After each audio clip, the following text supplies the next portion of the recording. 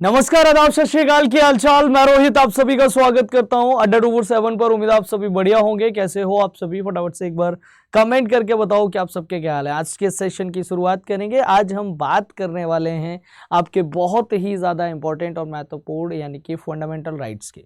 Indian constitution का बहुत ही ज़्यादा इंपॉर्टेंट पार्ट है फंडामेंटल राइट्स, जो कि आपके एग्जाम के पॉइंट ऑफ व्यू से देखते हैं हम लोग तो बहुत ज़्यादा इंपॉर्टेंट बनते हैं। तो चलिए चलते हैं, स्टार्ट करेंगे सेशन को और बात करेंगे, पॉइंट टू पॉइंट बात करेंगे। लास्ट तक वीडियो देखिएगा।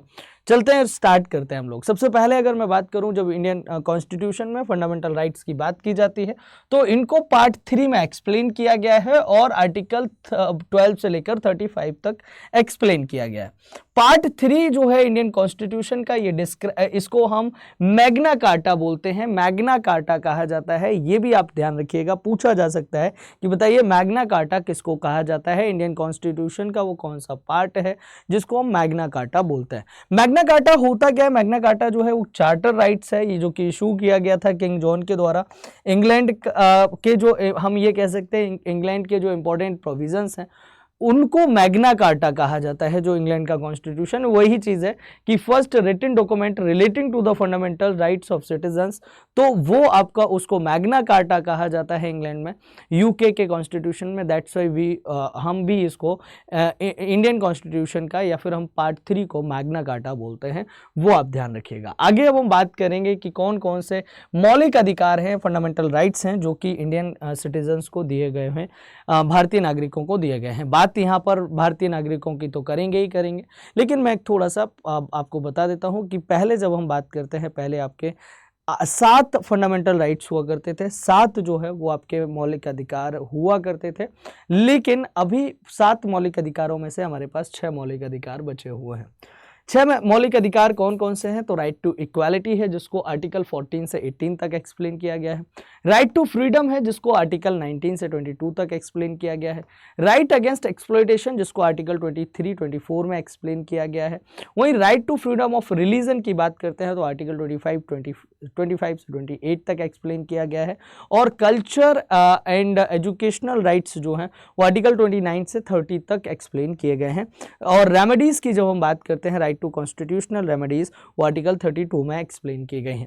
इनको हम एक एक करके डिटेल में थोड़ा सा समझेंगे, इनके बारे में हम थोड़ा सा जानेंगे। चलिए चलते हैं और स्टार्ट करते हैं। सबसे पहले हम बात यहाँ पर करेंगे आर्टिकल 31 की। आर्टिकल 31 को हटाया गया है। पहले 7 मौलिक अधिकार हुआ करते थे, मैंने आपको बताया। राइट टू प्रॉपर्टी को हटाया गया और वहाँ पर आपके अब 6 मौलिक अधिकार यानी कि 6 फंडामेंटल राइट्स बचे हुए हैं। बात करें इसको डिलीट किया गया, वो 44th अमेंडमेंट किया गया था 1978 में, उसके तहत इसको हटाया गया है एंड इसको लीगल राइट बनाया गया है और आर्टिकल 300A में एक्सप्लेन किया गया है पार्ट 12 में। ठीक है, इंडियन कॉन्स्टिट्यूशन के। आगे हम चलेंगे, बात करेंगे यहाँ पर सबसे पहले राइट टू इक्वालिटी की। राइट टू इक्वालिटी यानी कि हम बात करने वाले हैं आर्टिकल 14 से लेकर आर्टिकल 18 तक। ठीक है, चलिए तो अब ध्यान से समझिएगा इसमें आपके लिए क्या इंपॉर्टेंट बनेगा। ऑलरेडी मैंने आपका एक सेशन आर्टिकल से रिलेटेड लिया हुआ है जिसमें मैंने बेसिक सारी चीज़ें आपको बताई हुई हैं। यहाँ पर भी हम ओवरव्यू लेते हुए चलेंगे, पॉइंट टू पॉइंट बात करेंगे। एग्जाम रिलेवेंट जो कंटेंट होगा उसी को मैं यहाँ पर आपको बताने वाला हूँ। ठीक है, अभी अगर हम आर्टिकल 14 की बात करते हैं, इंक्लूड्स इक्विवेलेंट सेफ्टी और of rules and impartially before the law, मतलब समतुल्य सुरक्षा और कानून के समक्ष निष्पक्षता शामिल जो है, या फिर हम ये कह सकते हैं कि आप ये कह सकते हैं कि इक्वालिटी बिफोर द लॉ जो है वो आपको आर्टिकल 14 में एक्सप्लेन किया गया है। आर्टिकल 15 की जब हम बात करते हैं तो यहाँ पर डिस्क्रिमिनेशन को बैन किया गया है। लाइक यहाँ पर जो caste, religion, place, birth, sex के आधार पर जो भेदभाव किया जाता है उससे रिलेटेड जो प्रोविजंस हैं, प्रावधान है, वो आर्टिकल 15 में किए गए। आर्टिकल 16 की जब हम बात करते हैं तो parity of chance in terms of communal employment, यानी कि ये जो आर्टिकल 16 है ये बात करता है गवर्नमेंट में जो आपके इम्पोर्टेंट जो आपके ये कह सकते हैं कि गवर्नमेंट जॉब के लिए जो अप्लाई करते हैं, सार्वजनिक नौकरी के लिए जो अप्लाई करते हैं, उनको समानता की बात की गई है। वो किस में की गई है? वो आर्टिकल 16 में की गई है। आर्टिकल 17 की जब बात करते हैं तो ये बात करता है अनटचेबिलिटी से रिलेटेड है। अनटचेबिलिटी से आर्टिकल 17 याद रखना है, अस्पृश्यता का उन्मूलन।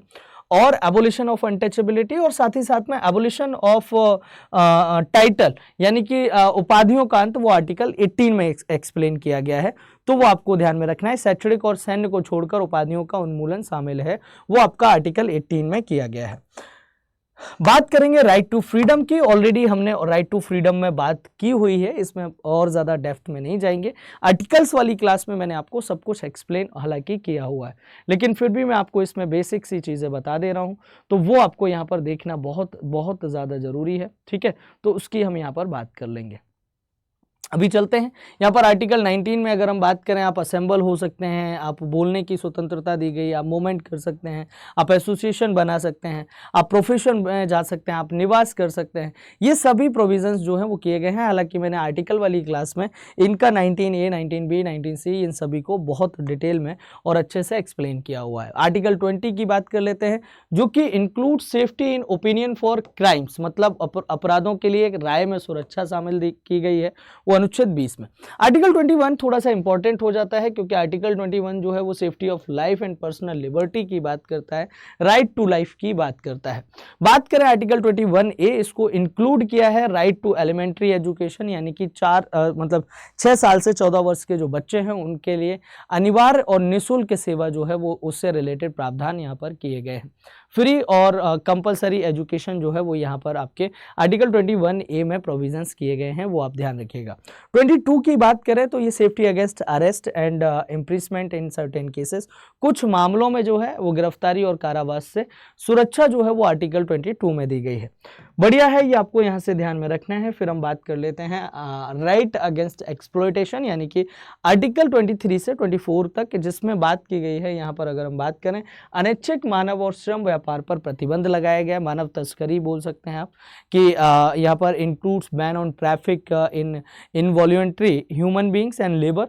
इसके साथ ही साथ में आर्टिकल 24 की जब हम बात करते हैं तो इसमें जो है वो आपके 14 साल से, या फिर आप ये कह सकते हैं बलात् श्रम, बाल श्रम के प्रोविजंस जो हैं वो यहाँ पर किए गए हैं, कि प्रतिबंध लगाया गया है 14 साल से कम आयु के बच्चे, वो आपके फैक्ट्री बोलें, आप कारखाने बोल लें, कम मतलब कंपनियां बोल लें, उसमें कम उम्र के जो बच्चे हैं उनके लिए यहाँ पर प्रतिबंध लगाया गया है, वो आप ध्यान रखिएगा। आगे बात करें आर्टिकल 25 की, जो कि यहाँ पर राइट टू फ्रीडम हम अभी अब डिस्कस कर रहे हैं, right to freedom of religion. अभी हम इसमें डिस्कस कर चुके हैं, राइट टू अगेंस्ट एक्सप्लॉयटेशन कर चुके हैं, हम यहाँ पर डिस्कशन कर चुके हैं, राइट टू फ्रीडम डिस्कस किया है हमने, राइट टू इक्वालिटी हम डिस्कस कर चुके हैं, और अब हम बात कर रहे हैं right to freedom of religion की। तो जब हम right to freedom of religion की बात करते हैं तो आर्टिकल 25 जो है वो कहता है freedom of ethics and free occupation, propagation and practice of religion, मतलब आप धर्म और व्यवसाय जो है वो कर सकते हैं, प्रचार प्रसार कर सकते हैं। अब देखेंगे इंडिया में बाबाओं की कमी नहीं है इंडिया में बहुत सारे ज्ञानियों महापुरुषों की कमी नहीं है, क्योंकि हमारा इंडियन कॉन्स्टिट्यूशन पावर देता है कि आप जाइए, आप करिए प्रैक्टिस, हमें कोई दिक्कत नहीं है। ठीक है, तो है ना, आर्टिकल 25 आप ध्यान रखना। बाकी नैतिकता और ये सारी चीजें आर्टिकल 25 में मैंने आपको बताई। Includes freedom to bring about spiritual affairs, आप फ्री हैं, आप आध्यात्मिक मामलों में फ्री हैं एकदम, आप कर सकते हैं, हाँ महात्मा बन सकते हैं, हमारा इंडियन कॉन्स्टिट्यूशन कहता है, फ्री किया हुआ है, कोई किसी भी तरीके से पाबंदी नहीं। आप मुस्लिम है ना, आप अपने मुस्लिम चीज़ों को फॉलो करिए, आप हिंदू हैं, हिंदू के उसमें जाइए, आप क्रिश्चियन हैं, आप क्रिश्चियनिटी को फॉलो करिए, कोई ज़बरदस्ती नहीं है, कोई जोर ज़बरदस्ती नहीं है कि आपको एक ही इस धर्म को फॉलो करना है। आप जिस भी रिलीजन के हैं, इंडियन कॉन्स्टिट्यूशन आपको बराबर मान्यता देता है, इक्वालिटी देता है, और आपके धर्म का सम्मान जो है वो इंडियन कॉन्स्टिट्यूशन करता है, हम ये कह सकते हैं, क्योंकि इंडियन कॉन्स्टिट्यूशन इक्वालिटी की बात करता है, और यहाँ पर इसको जो पढ़ते हैं वो भी बराबर की ही लगभग में बात करते हैं, तो वो आपको यहाँ से ध्यान में रखना है। आर्टिकल 27 की जब हम बात करते हैं तो freedom from the payment of taxes of the elevation of any religious affair, मतलब धार्मिक मामलों के संबंध में आपसे कर नहीं लिया जाएगा, कर मुक्ति दी गई है, टैक्स फ्री किया गया है। Freedom of being present with spiritual instruction versus a particular educational institute, आप जैसे मदरसा वगैरह और इस सब चीज़ों के नाम आपने सुने होंगे, तो उसके लिए भी आप फ्री हैं। इंडियन कॉन्स्टिट्यूशन आपको फ्री रखता है एकदम, जाइए आराम से मस्ती से आप पढ़ाई करिए, आप आप पंडित बनने, आप शास्त्री बनना चाहते हैं, आप शास्त्रार्थ सीखना चाहते हैं, ठीक है, आप शास्त्रों के ज्ञाता बनना चाहते हैं, आप किसी एक पर्टिकुलर रिलीजन में जाके उसमें और अच्छे से नॉलेज लेना चाहते हैं, तो वो आप कर सकते हैं। ये इंडियन कॉन्स्टिट्यूशन पावर देता है और आर्टिकल 28 के तहत देता है। आगे 29 की बात करते हैं तो safety of script, language and culture सब ग्रुप्स की बात की गई। यहाँ पर कल्चर एंड एजुकेशन राइट्स की बात की गई, आर्टिकल 29।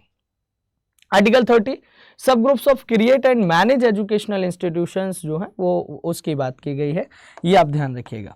बात कर लेते हैं यहाँ पर राइट टू कॉन्स्टिट्यूशनल रेमेडीज की। मैंने आपको बताया कि आर्टिकल 31 को हटाया गया और उसको क्या बनाया गया, लीगल राइट बनाया गया है। आर्टिकल 32 जो है यहाँ पर रिट्स की बात करता है, मौलिक अधिकारों के कार्यान्वयन के लिए सर्वोच्च न्यायालय की ओर जाने का अधिकार जो है वो दिया गया है। किसको दिया गया है, सभी को दिया गया है, आर्टिकल 32। सो ये आप ध्यान रखिएगा, towards move towards the Supreme Court for the implementation of fundamental rights counting the writs of death. ये आपकी रिट्स हैं, ये रिट्स हैं। अभी मैं आपको बताऊं कि आर्टिकल 32 जो है वो रिसेंट में अरविंद केजरीवाल जी को अरेस्ट किया गया है ईडी के द्वारा। तो इस पर अरविंद केजरीवाल जी ने रुख किया, पहले हाई कोर्ट गए थे, दिल्ली हाई कोर्ट, और उसके बाद में उन्होंने रुख किया, वो सुप्रीम कोर्ट की तरफ गए और उन्होंने वहाँ पर एक अपील डाली हुई थी कि उस पर सुनवाई हो। हालांकि फिर उन्होंने उनके जो एडवोकेट थे उन्होंने उस अपील को वापस ले लिया, तो उसमें वो नहीं है, लेकिन आर्टिकल 32 वो चर्चा में था थोड़ा सा उस टाइम पे, ठीक है। तो अब एक मेरा छोटा सा जाते जाते सवाल है, मैं इस सेशन को इसी के साथ में एंड करूँगा, ज़्यादा लंबा नहीं रखेंगे, ठीक है। मेरा एक जाते जाते एक छोटा सा क्वेश्चन है आप सभी से, और मुझे आप उम्मीद है कमेंट करके आंसर बताएंगे। आर्टिकल 32 को डॉक्टर भीमराव अंबेडकर साहब जी के द्वारा क्या कहा गया है? चलिए, थैंक यू सो मच, जय हिंद, बाय रिकॉल ऑफ यू। आप सभी अपना ध्यान रखिएगा, इसका आंसर तो आप देंगे ही देंगे, साथ ही साथ में ये भी बताइएगा ये सेशन आपको कैसा लगा और आपके लिए कितना हेल्पफुल रहा। जय हिंद।